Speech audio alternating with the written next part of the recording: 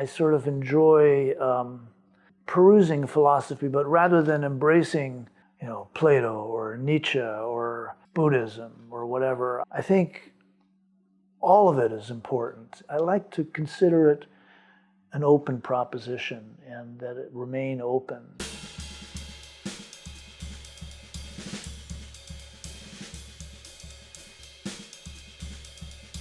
I was born in 1949 in Berkeley, California, but really did not grow up there. My parents met, both doing PhDs at Berkeley, but we moved almost immediately. My father was doing a postdoc in Zurich. He was, studying philosophy and learning to play the guitar. And one of the things they were doing was painting, and in oil paint. And while they were painting the landscape out in the backyard or whatever, I started painting blue triangles and red squares. And I had a book, and it was a big fat book of modern art. And this was in the early 60s.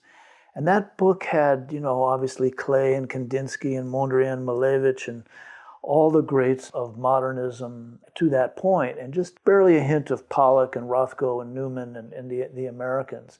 But I just immediately fell in love with this range of thinking and immediately gravitated to the language of abstraction that I saw in Kandinsky and Paul Klee and others. And at the same time, I was equally compelled by surrealism, de Chirico, but especially of Yves Tanguy.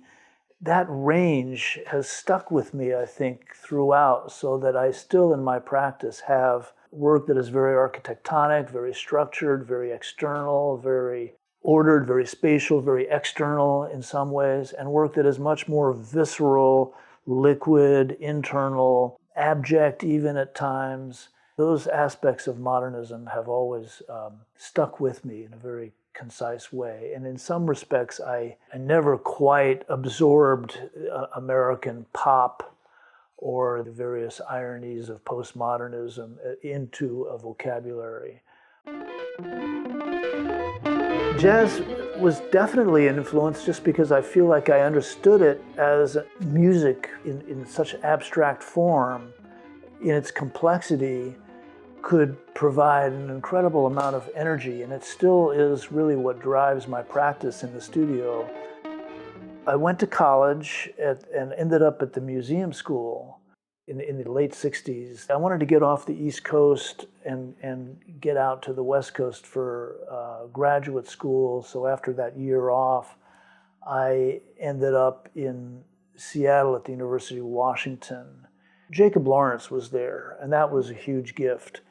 It was just a remarkable man who I remained friends with well after I graduated from school, and loved talking to him about Black Mountain College and Harlem Renaissance, and especially about jazz. And then fell in with a remarkable dealer with whom I was with for 22 years. Her name was Linda Ferris.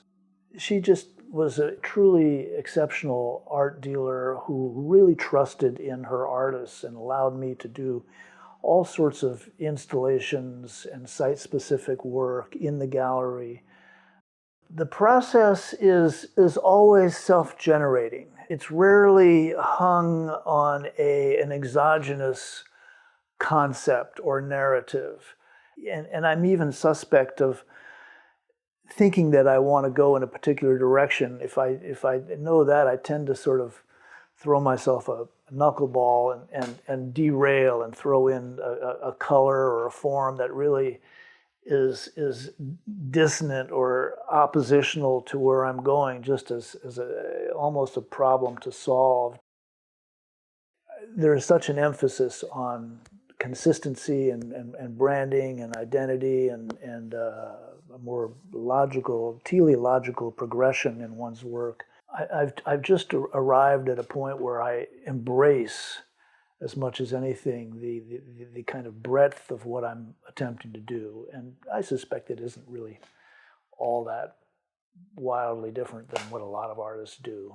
I mean, in our household, rather than paintings or other things, we had maps of the world. My father was obsessed with maps, and as kids, I still think I'm kind of obsessed with mapping, just as a way of engaging with the world. And the gift from my father that I really am so grateful for is his deep engagement with curiosity. And he didn't have a great interest in art, even as he was giving me a big book on Kandinsky when I was a little kid.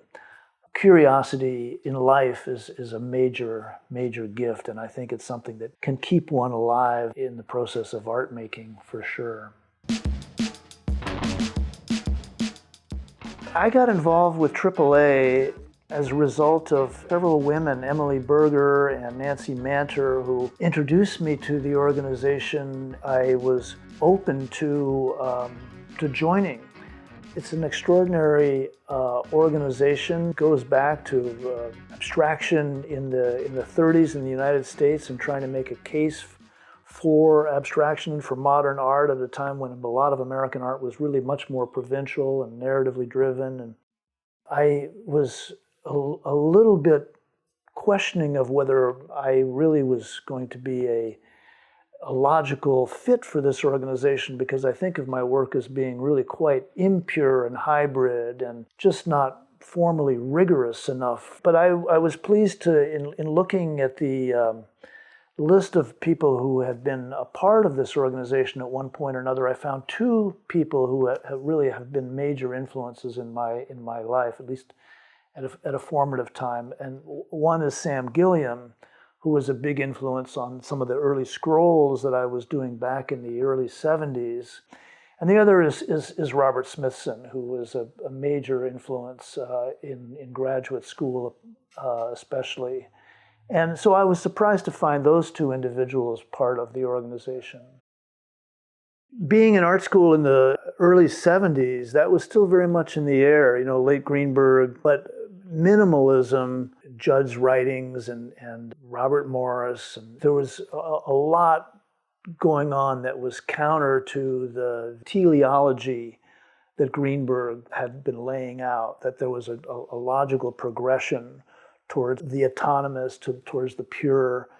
I think that was something that there was a lot of reaction against. And certainly in somebody like Smithson, I found impurity, immateriality, because he sort of even thought of language as material, as mud. Even in that kind of thinking, I found provocation that I was attracted to. I've never myself been interested in pushing towards a particular destination that would somehow be the resolute or resolve my thinking. I think the notebooks in some way keep me open to new possibilities. I love the idea that when I'm on the subways, drawing in my smaller notebooks, that there's a certain kind of jitteriness the way you draw just because of the motion of the train, and that aspect of the world is going to come in and kind of muck with you and throw off whatever it is whatever straight line you think you might be able to draw. I think the work kind of has to stand on its own a little bit at a distance from meaning or the specifics of certain kinds of readings. And I tend to be suspect of placing meanings too close to the work.